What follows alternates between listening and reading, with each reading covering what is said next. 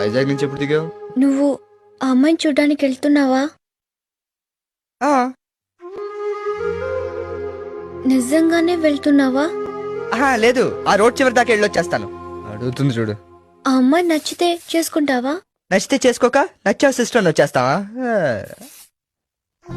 నువ్వు ఆ అమ్మాయికి నచ్చాలిగా. ఇదిగో, నీకు ఎలాగో నచ్చలేదు, ఊర్లో వాళ్ళకి కూడా నచ్చకూడదా? లైఫ్ లాంగ్ బ్రహ్మచారిగా ఉండిపోమంటావా? వెళ్ళమ్మా, వెళ్ళు.